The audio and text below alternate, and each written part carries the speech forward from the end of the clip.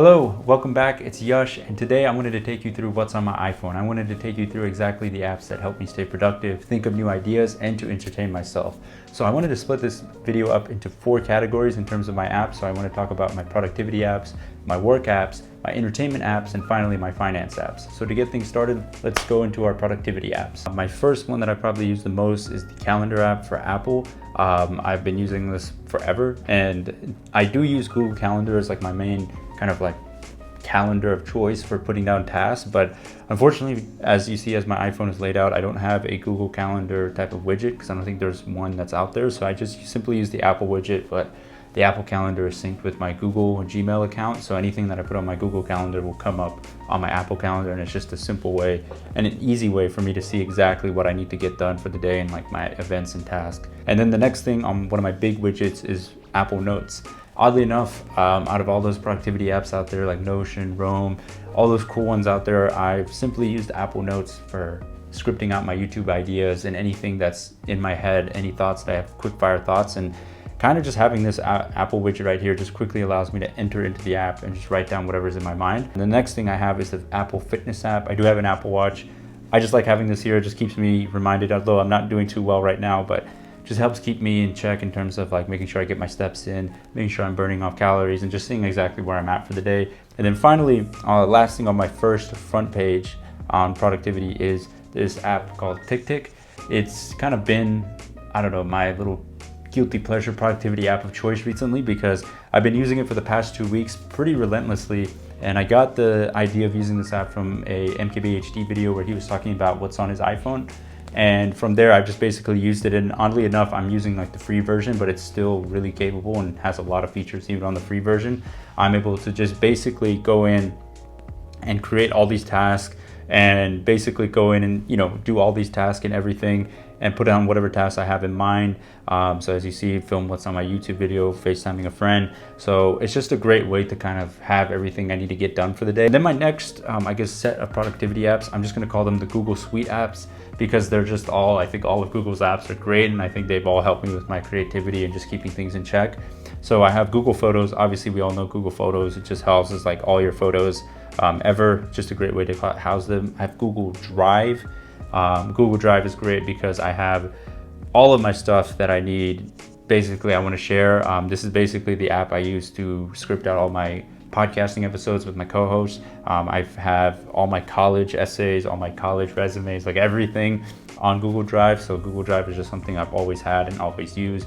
I'll just lump Google Maps in there because, hey, if you can't get somewhere on time, then you're not being productive with your time. So Google Maps is my preferred map of choice. I just use it all the time. And we have Google Docs, Google Sheets, obviously to correspond with Google Drive, Google Calendar. As you know, I just said earlier that Google Calendar is my calendar of choice, but they don't have a widget. So I just go in here and put on my task. And then I have Google One because I have the upgraded Google plan because I needed more storage. So it's just a great way to just kind of access whatever's out there. I have Notion.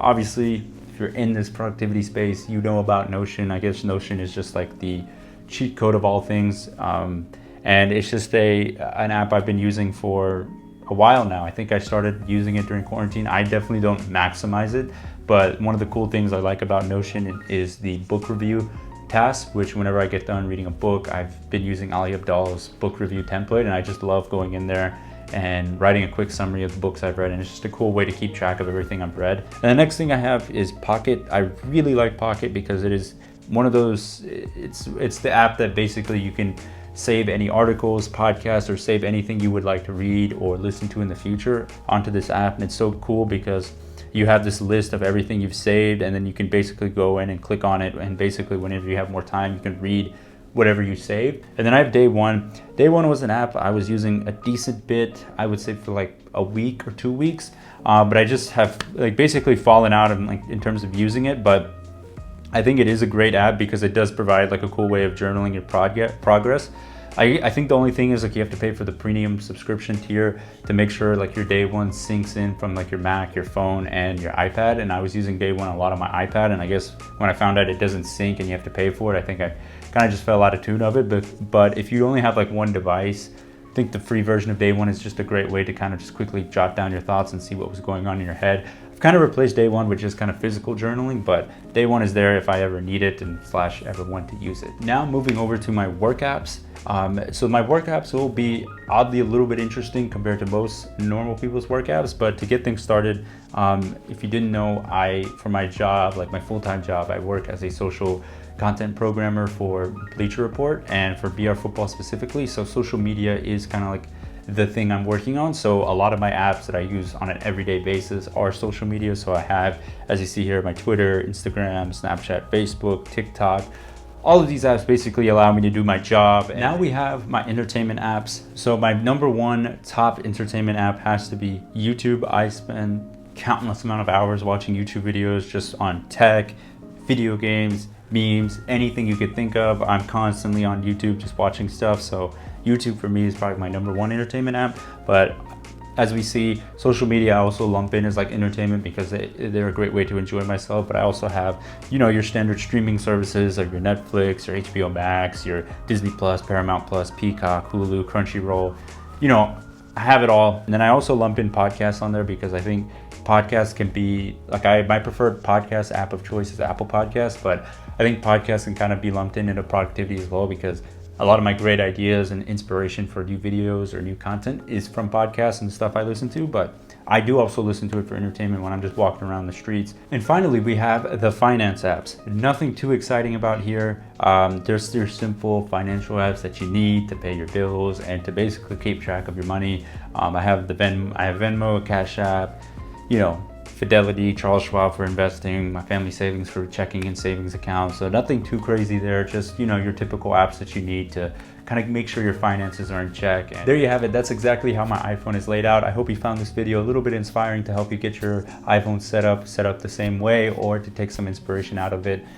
This works for me. Obviously everyone has their iPhone set up differently, but this is the one I found that works for me. Allows me to get the most amount of work done while also having a lot of fun on my phone at the same time and stay connected with everyone. So hope you found this video enjoyable. Thanks again for watching. Peace.